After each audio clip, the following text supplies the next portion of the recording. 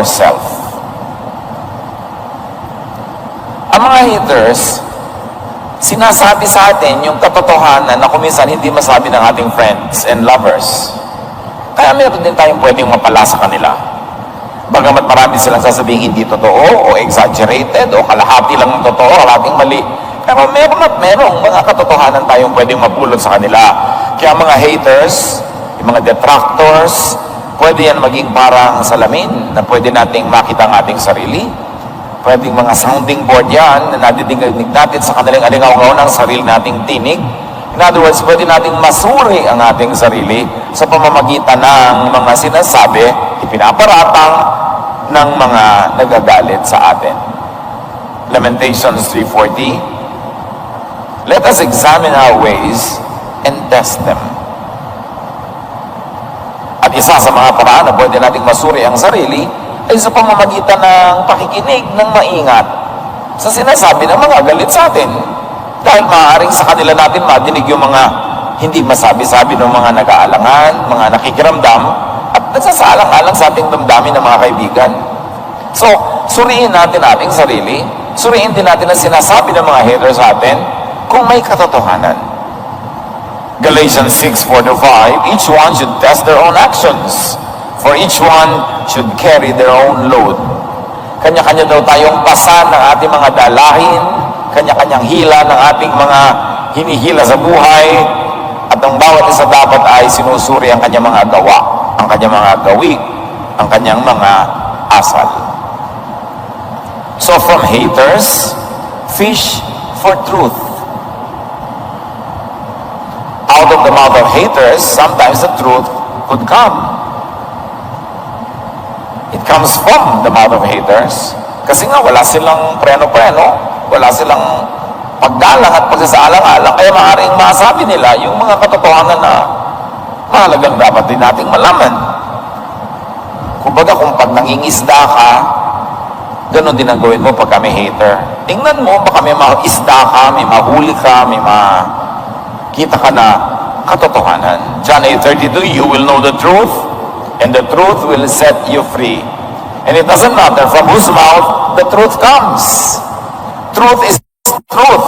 If it comes from people who love you, if it comes from people who hate you, truth is truth that must be heard. 1 Corinthians 2:11, for who knows a person's thoughts except their own spirit within them? Sino nga bang tunay na manunuri sa atin kundi ang sarili nating espiritu, ang sarili nating diwa? Pero yung diwa at espiritu na yon, madalas natutulog, madalas namamanhid, kailangan gisingin. At pwedeng yun ay magising ng mga pananalita ng mga taong galit sa atin.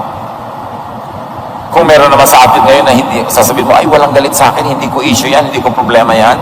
Pero siguro may mga nagagalit na nagkukwento sa inyo tungkol sa ibang tao, gamitin nyo rin ito ayaw pinag-aaralan. Suriin nyo rin kung may katotohanan, totoo ba? Yung bang taong kinagagalitan niya, kinamumuhian niya, ay pwede nyong matulungan by analyzing kung ano ang totoo dito sa sinasabi nitong nagagalit, and in your own friendly way ay makatulong ka dun sa tinutukoy niya para maituwid ang pagkakamali ng tinutukoy niya. So ang lahat ng mga ito ay pakikinabangan natin kung ating uunawaing mabuti. Filter hateful words for nuggets of gold. Kung minsan sa galit na sinasabi ng iyong asawa, nagagalit ka agad, hindi mo tuloy nadidinig ang tunay niyang mensahe. Pag may nagbubunga nga, gusto mong magbunga nga rin, malakas ang boses niya, mas lalakasan mo yun sa'yo, hindi mo madidinig ang sinasabi niya. Yung mga nagsasala ng ginto sa mga ilog, mga gold banners, kumukuha sila, sumasalok sila ng maraming buhangin, maraming lupa, at sinasala nila para makita nila kung may matitirang mga ginto doon. Ganun din ang gagawin natin pag kami mga nagtatambak-tambak ng pagkarami-raming salita sa ating tenga, salain natin.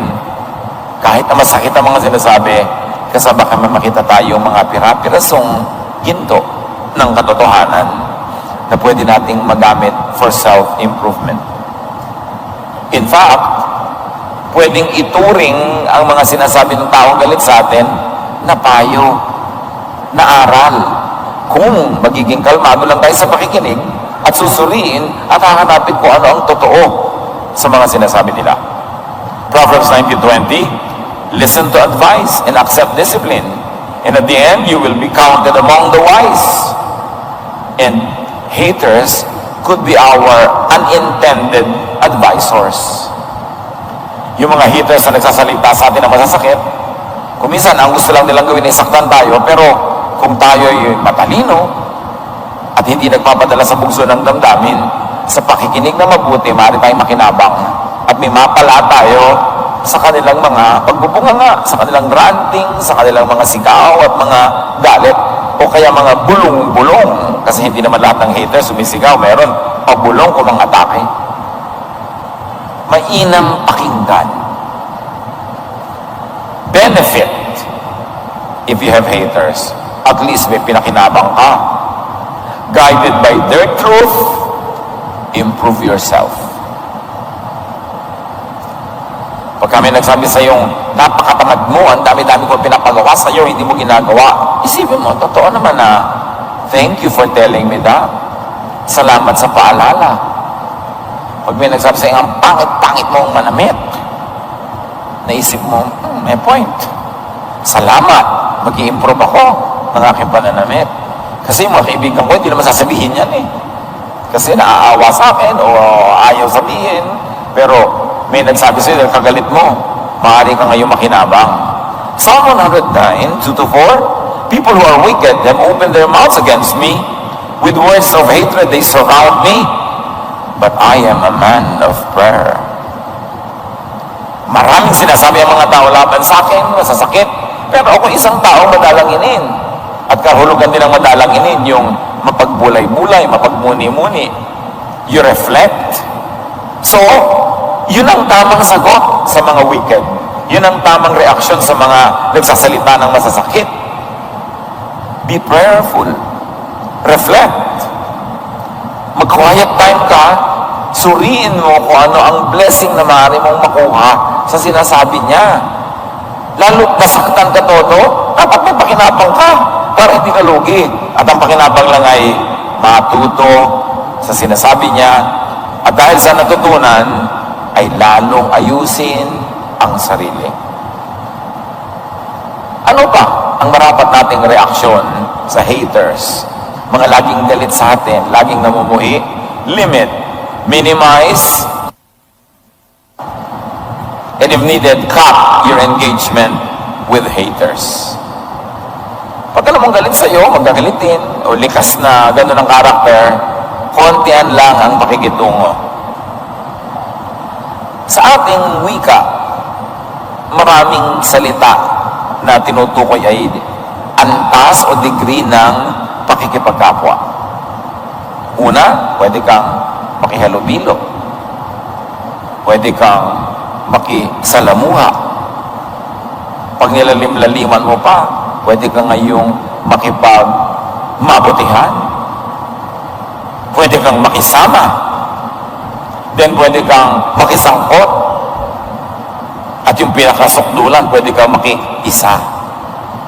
Alin doon ang ibabagay mo sa mga haters? Abay, dapat makihalubilo ka lang. Huwag kang makisama. Huwag kang makisangkot, lalo na. Huwag kang makipagmabutihan. Huwag kang makiisa. Kasi gulo ang iyong papasukin. Ang mga Arabo ay may kasabihan, close the door that brings in the draft. Isa na daw ang pinto na pinapasukan ng ambon, ng ulan, ng ampias, tawag sa Laguna. So, pinapasok ko pala, di isara mo. May mga taong haters, nagpapadala sila ng hate mail, nagpapadala sila ng mga hate messages, lagi kang binubulungan, sinasabihan ng mga hateful words. Limit your engagement. Ang dapat na doon, iwas. Proverbs 9, 7-8, whoever corrects a mocker invites insults. Whoever rebukes the wicked incurs abuse. Do not rebuke mockers or they will hate you.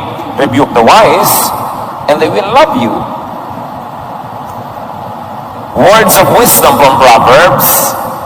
Pag lagi mong gustong ituwid ang sinasabi ng mali,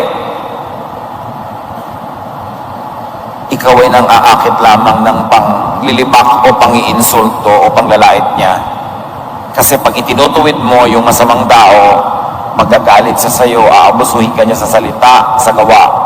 Sasaktan ka niya ng salita o sasaktan ka niya physically. Kaya sabi, huwag mo nang ituwid yung mga mockers. Huwag mo na silang sikapan pa na pagsabihan, lalo sa Facebook. Meron nagrarant, nagagalit, nagmumura, huwag mo nang patulan, huwag mo nang ituwid, kasi hindi mo maitutuwid. Yung mga ganong tao, ang gusto nila lang maglabas ng mga galit nila at makagalit ng iba, magtatagumpay sila pagka ikaw ay na pumasok sa kanilang mga lambak at ikaw ay nahuling parang isda doon. So, the wise you may rebuke, because the wise when rebuked will love you, but the wicked will hate you when you rebuke them. Don't bother. Mapapaaway ka lang. May mga chismosa, nagkakalat ng mga maling chismis, huwag mo nang puntahan para ituwid. Mamaya, nagpapagulong-gulong na kayo, nagsasabunutan na kayo. Kasi hindi ba magpapatuwid yun Karakter na nga niya yun. Galatians 5:15, if you bite and devour each other, watch out or you will be destroyed by each other. So pagka may asong ulo, lumiwas ka. Hindi mo siya mabibigyan ng sense. Pagka mayroong war freak, gustong mang-away, gustong makipagkagalit, gustong makipagbabag, lumayo ka. Wala kang mabuting mapapala. At maganda, lalo na identify mo na yung mga tao, mga haters, mga laging may sama ng loob, may galit, may nanakit, may sumbat. Do not always hear or listen to haters. Huwag lagi makinig. Control and minimize communication and correspondence. Do not always fish for their words. Alam mo na si person A, hater. Tapos lagi mo pa tinatanong kay person B, anong sabi? Anong sabi ni person A? O anong latest? Anong sinabi sa'yo? Bakit mo pa gusto malaman? Para magalit ka rin? Para masira ang mood mo? Huwag mo nang alamin. Do not subscribe. Do not follow. Pagka alam mong galit lagi siya. Kasi baka siya magtagumpay na magalit ka rin niya, patulan mo, pareho na kayo. O kaya hindi mo pinapatulan pero sumasama ang loob mo. Bakit mo kailangang marinig ang mga salita na nagpapasama ng loob mo? Lalo't pa ulit-ulit lang naman. Siguro pwedeng marinig yan minsan, 2 beses, para nga hanapan mo ng katotohanan, para matuto tayo ng lesson from that kind of statement. Pero matapos mong marinig once or twice, hindi na yun. Makapakipakinabang na patuloy mong marinig pa ulit-ulit. Yun at yun din. Galit na naman yung neighbor mo, huwag mo nang malaman. May sinabi na naman sa'yo yung kumare mo, meron na namang reklamo at galit yung kasama mo sa trabaho.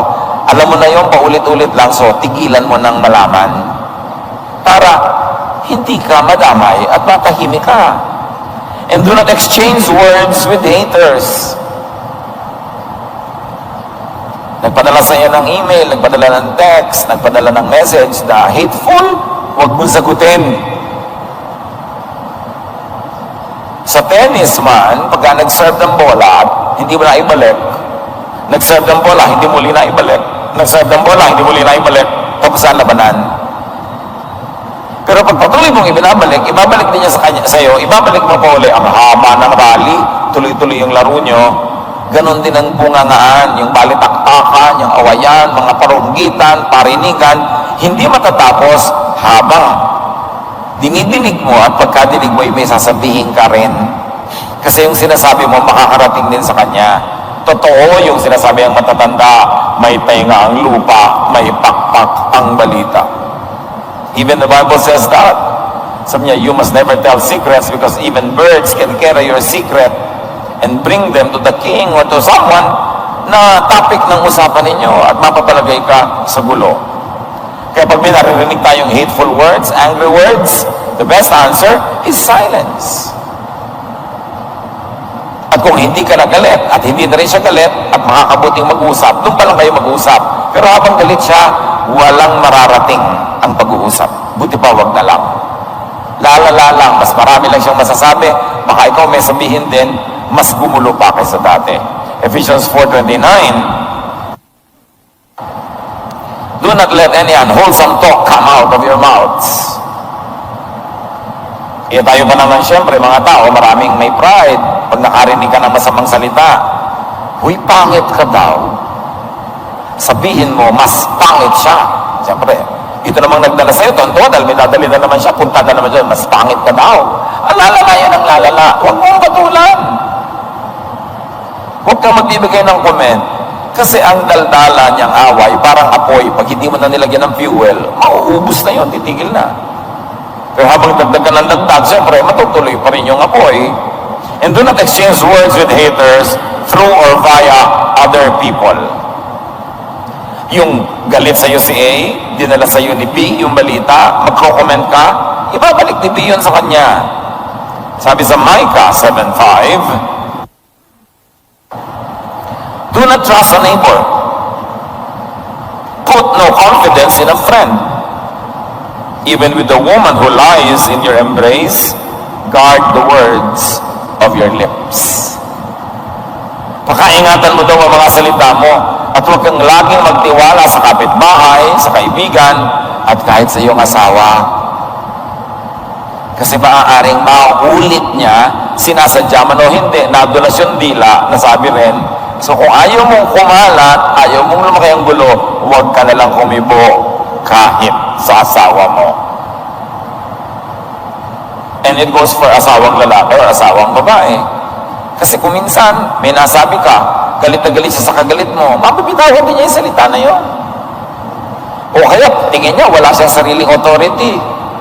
Ikaw meron, ikaw yung nagsalita, i-quote ka niya para magmukhang malakas yung statement niya. Hahaba at hahaba ang gulo. 2 Timothy 2:16, avoid godless chatter, because those who indulge in it will become more and more ungodly.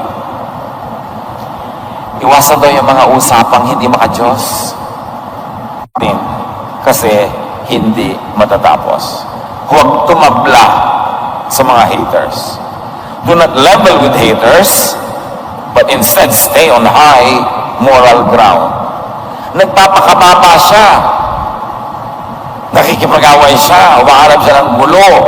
Wala siyang respeto sa sarili, walang respeto sa iyo. Huwag kang pumatol. Huwag kang tumabla kasi magiging pareho lang kayo. Pangit pala ugali niya. Sinuklian mo ng pangit na ugali, di pareho lang kayo. Mababa pa lang ang antas ng kanyang pagkatao, tapos tinablahan mo siya, di pareho lang kayong mababa ang pagkatao. Do not be a hater. Even people hate you because that would mean defeat. Nagtagumpay ang kadiliman, nagtagumpay ang kasamaan, ikaw na mabuti, napasama na rin ng masama, hindi pareho lang kayo. Matthew 5:44-48, sabi ng Panginoong Jesus, I tell you, love your enemies and pray for those who persecute you, that you may be children of your Father in heaven. He causes His sun to rise on the evil and the good, and sends rain on the righteous and the unrighteous. If you love those who love you, what reward will you get? Are not even the tax collectors doing that? Napakalino ng turo ni Jesus. Ibigin mo yung away. Ipanalangin mo yung haters mo, yung gumagawa sa'yo ng masama, para matawag ka at talagang maituring at masukat na anak ng Ama natin na nasa langit. Kasi sabi niya, pinapasikat din ng Diyos ang araw sa masama at sa mabuting tao. Napapaulanan din ng bukid, halamanan ng masama at mabuting tao. Ikaw, kung magiging mabait ka lang sa mabait sa'yo, kahit mga masasamang tao, ganun mabait din sila sa mabait sa kanila. Kung mahal mo lang yung nagmamahal sa'yo, kahit mga kriminal, ganun din. Mapagmahal din sila sa nagmamahal sa kanila. Pero anak kayo ng Diyos, dapat mahigitan ninyo ang mga yan. So, ang sumusukli ng kabutihan sa kasamaan, yun ang anak ng Diyos. Yung sumusukli ng kasamaan sa kasamaan, hindi yun ang pamantayan ng anak ng Diyos. So, stay on a high moral ground. Huwag kang lumusong sa putikan kung saan naroon yung nang-aaway sa'yo. Kasi pareho lang kayo magpagugulong-gulong sa putikan, wala na kayong pinagkaiba. Akala ng iba, pag maibigin ka, mapagpatawad, lugi ka, no? Bakit naman tayo papalugi ni Jesus? Ang turo niya, pag masama, gantihan mo ng mabuti. Kasi, pag may galit, at isinukli mo yung galit din, kahit masaktan mo siya o hindi, nasaktan mo ang iyong sarili. Kasi nakakasakit sa sarili ang magalit. Tumataas ang blood pressure mo, bumibilis ang pintig ng iyong puso, at kung diabetic ka, tataas ang blood sugar mo, kahit wala kang kinakaing panotya, yung nagagalit ka, na-stress ka, nagkakaroon ka ng wrinkles, nawawala ka ng ganang kumain, hindi ka makatulog, pag galit ka, lugi ka. Kaya sabi ni Jesus, huwag ka na magalit. Galit sila, mahalin mo. Kasi nagmamahal, di ba? Inspired, ganado, masaya. So yun ay tinuturo ni Jesus, yung mabuti para sa'yo. At mabuti rin para sa kapwa. Kasi kung siya ay galit, galit ka rin, mamaya mas galit na siya, mas gagawa siya ng masama sa'yo, mas nalalagay ka sa panganib. Samantalang kung galit siya, hindi ka nagalit, gumawa ka ng mabuti, pwedeng tumigil na siyang magalit, or at least hindi na madadagdagan ang galit niya, whichever the case, will be beneficial for you. Hindi tayo ay pinapatalo ni Jesus pag ang itinuturo niya yung maging people of peace, mapayapa, mapagpatawad. Kasi pag hindi ka nagpapatawad, ikaw nagsasuffer. Dalan-dala mo sa puso mo yung galit. Masama ang yung loob. Can you imagine yung loob mo masama? Sinong lugi? Ikaw. Kaya dapat sundin si Jesus. Mabuti yung para sa'yo, mabuti para sa kapwa. And if things really work well, yung pagkakagalit nyo, baka mauwi pa sa pagkakaibigan. Pero definitely yung galit, sinagot mo ng galit din, hindi uuwi yun sa pagkakaibigan. At sa pagpapatuloy ni Jesus, verse 47, and if you greet only your own people, what are you doing more than others? Do not even pagans do that? Be perfect. And by being perfect, ibig sabihin ni Jesus, in love, in forgiving, not in morality. Impossible yun. Be perfect, therefore, as your Heavenly Father is perfect. Bakit perfect ito ang Heavenly Father? He sends His rain on the good and the bad. He lets His sun shine on the good and the bad. Yun ang perfection ng Father na tinutukoy dito. Kaya pag sinabi sa iyo, be perfect as your Father is perfect, ibig sabihin, be perfect in love, be perfect in forgiving, be good to the good and the bad. Akala kasi ng iba yung perfection na yun, personal moral perfection. Sobrang hirap gawin yun. Do good to haters. Yun ang tunay na victory. One, yung hindi ka gumawa ng mali, victory na yon. Gumawa ka pa ng mabuti, lalong victory. At paano kung tablan pa siya positively, na nagbago siya at bumuti rin, sobrang victory. But no victory can happen if you do bad to haters. Lalo mo lang silang gagalitin. Kaya sabi ni Pablo sa 1 Corinthians 4:12-13, when we are cursed, do we curse back? No, we bless. When we are persecuted, we endure it. When we are slandered, we answer kindly. Yun ang formula. Kung gulo man ang kalooban niya, yung kalooban mo hindi, so dapat mayapa, tahimik. Hindi ka nagsusukli ng mali sa mali. Kasi pagharap niyo sa Diyos, pareho na lang kayo mali. Ano pang inilamang mo doon? Romans 12:19-21, do not take revenge, my dear friends. On the contrary, if your enemy is hungry, feed him. If he is thirsty, give him something to drink. In doing this, you will heap burning coals on his head. Do not be overcome by evil, but overcome evil with good. Huwag kang patalo sa masama by being bad yourself. Talunin mo ang masama sa paggawa ng mabuti. Yun ang tagumpay. This is true victory. And from the hatred of people around, know, then understand, then empathize with the haters. People who are hateful are crying for help. Yung sobrang bungangera, sobrang loud, failures. Sometimes, hatred is an expression of envy. May nakita na ba kayo na envious na actually mas maraming achievement kaysa sa kinakaingitan niya? No. Real achievers are not envious of others. Ang envious, yung kulang. Ang namimintas, yung kulang. At sabi nga nila, most criticism is an expression of inner inadequacy, of envy, of jealousy. Kasi kung naaawa ka sa isang tao dahil pangit siya, talaga bang lalaitin mo siya? Di ba naaawa ka, papagandahin mo siya? Pero kaya mo siya nilalait-lait at pinapalabas mo ang kapangitan niya kasi may inggit ka. Kaya yung mga walang love life, inggit na inggit sa mga mabili eh. Very loose ang babaeng ito. Walang kwentang babae. Ang daming manliligaw. Ate, may manliligo ka ba? Wala. Kaya naman pala eh. So ano ngayon ang solusyon doon? Eh di ipanalangin mo siya maging kaakit-akit at kaibig-ibig at maligawan. Kasi pag marami naman liligaw yun, titigil na yung mang-comment sa iba. Kasi masaya na siya. Alam niyo, mareklamo yung mga maingay, malungkot yun, kulang, dahok, maralita sa kanyang kalooban, kaya ang ingay-ingay. The empty can strikes loud.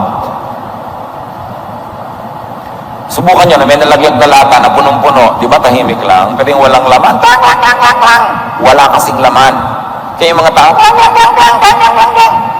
merong walang laman na kalooban, empty. Siguro walang love life, walang pera, walang achievement, wala. Kaya ang ingay, kasi yan talagang marami, tahimik yun. Kaya may mga pera-pera, ang ingay-ingay mag-usap, hoy, mag-abroad tayo, hoy, nag-shopping ako, hoy, ganito ang bag ko. May pera-pera yun, pero hindi pa yun marami, kasi yung tunay na marami, tahimik. So yung tahimik, kahit may kulang ka, pero tahimik ka, baka mapagkamalang kang puno. So, mabuti pa, manahimik ka na lang. Kasi habang nag-iingay ka, binibisto mo lang yung sarili. Kailangan quiet ang tao. Yung tahimik ka lang. Huwag mong patulan yung maiingay. In fact, mga anak ng Diyos, imbes mainis tayo at magalit, sikapin natin unawain. Kasi pag naunawa mo na, magsisimula ka ng maawa. Magsisimula ka magkaroon ng malasakit, hindi ka magagalit. Itatrato mo siyang pasyente kesa kalaban. Sabi, pasyente po ba sa mental hospital? Kahit sa hospital, basta pasyente. Hindi mo kalaban. Kailangan maggamot. Kailangan matulungan. Kaya ang sabi sa James 1:19, everyone should be quick to listen, slow to speak, and slow to become angry. Gumugulo ang mundo pag binabaligtad natin. Quick to become angry, quick to speak, and slow to listen. Dapat pakinggan mo. Kasi ang mga reklamo, may mga ibang sinasabi yon. Kung minsan ang mga magulang, pag uwi ng anak, gabi na gabi ka na naman, lagi kang ginagabi. Magagalit kayo yung anak. Pero ang ibig lang palang sabihin ng magulang, miss na miss kita, anak. Naiinip ako, nalulungkot ako, kanina pa kita gustong makasama. Hindi naman sinasabi lang ng magulang yun dinadaan sa galit. Kaya nga sinasabi ko mga kapatid, pag may nagagalit, huwag kayong magalit din agad. Pakinggan nyo yung tunay na mensahe. Kasi bihira naman natin ipinagtatapat sa salita yung tunay nating niloloob. May iba tayong sinasabi, pero mayroong ibang mensahe yon. Kaya kung ikaw'y mananahimik, manunuri, malalaman mong, ay, nalulungkot lang pala yung nanay ko, kaya nagnanag sa akin pag wala pa ako. So, lalo mong maunawaan, masasamahan mo siya, at mas maipapaliwanag mo na maganda kung minsan kung bakit wala ka pa sa bahay. Kasi magdadabog ka, magkakagalit kayo, walang narating. Pinakatotoo ito sa mag-asawa, ha? Kahit ang mag-asawa, hindi laging tapat sa isa't isa kung magsalita. Lalo kayo mga hinanakit, maliliit na bagay na nakakayang sabihin. Sinosolo na lang, dinidibdib na lang mag-isa. Pero pag napuno, dumami, biglang sumasabog. Nagtataka ka ngayon, bakit yun lang nagalit na to? Pero ang dami na palang pumuno at yung huling ginawa mo, ang huling patak na pumuno kaya umapaw. Diba? Hindi naman siya pwedeng magpuno sa walang kakwenta-kwenta kung hindi maraming ipon. Kung minsan sabi na, pakayan lang, nagalit ka na, galit ka na. Hindi lang yan. That's the last drop that filled me to the full. Galit na ako. Bakit mong ganon? Kasi ang dami na. Pero hindi ka kasi nakikinig. Tingnan nagsasalita siya. Nagsasalita ka rin. Makikipag-away ka. 14 to 15. Merong prayer dyan.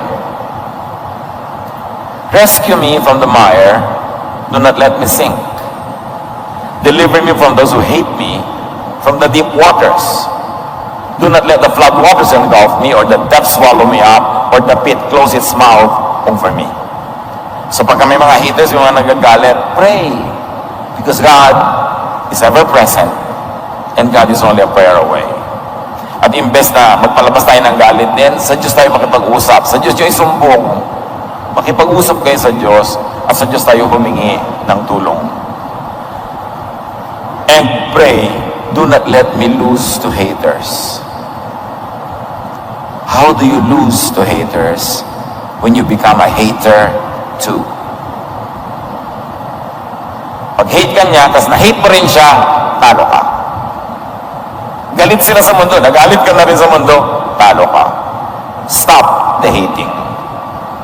Kung tayo yung hatred, tayo yung kinakamuhian, o tayo yung sinasabihan ng dalawa at nasa gitna tayo, do what you can to stop it. Forgive. Start non-hate. Proceed to understanding, to empathy, then to love. And that's when you achieve Jesusness. Dahil si Jesus ang ating modelo, si Jesus ang halimbawa, si Jesus ang nag-uutos, nagtuturo, do not return evil for evil. Dear Lord, teach us. Sino man sa amin ngayon sa kalagitnaan namin ang nagdurusa dahil merong hater, open up our eyes, our hearts, our minds, so we could become more like Jesus. Gentle, more understanding, and if possible, even loving. Turuan mo kami, Lord, na magtagumpay pag may hater, na huwag kaming maging tulad nila, kundi manatili kaming magandang halimbawa para sa kanila. Nang maakay namin, even our haters, to your Son, Jesus. At kung meron sa aming kalagitnaan ngayon na siya yung hater, maraming bitterness, maraming galit, maraming panghihinayang, maraming hinanakit, ituro mo sa amin kung saan kami nagkamalit, nagkulang para maituwid namin na aming buhay, maging tama ang landas namin, at yung mga gusto namin ay magdatingan ng mga blessing sa amin. Ituro mo sa amin, Panginoon, na baguhin ang aming sistema. Huwag kami masyadong maingay, huwag kami masyadong palasalita, huwag magbitaw ng mga masasakit na salita na naguudyok sa iba na magbitaw din ng masasakit na salita at hindi na matapos-tapos ang mga sakitan. Teach us, Lord, from our sad experiences.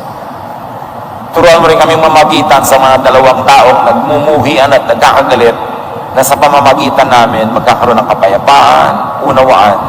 Use us as agents of peace, as agents of healing. Pagbulay-bulayan natin, mga kapatid, ang mga salita na nagmula sa Biblia, how we can deal with our own hatred, how we can deal with haters. Bow before the Lord, and in some silence, ponder the meaning of everything that we have discussed right now. Lord, sa pananahimik po ng inyong mga anak, turuan mo ang bawat isa kung paano makikitungo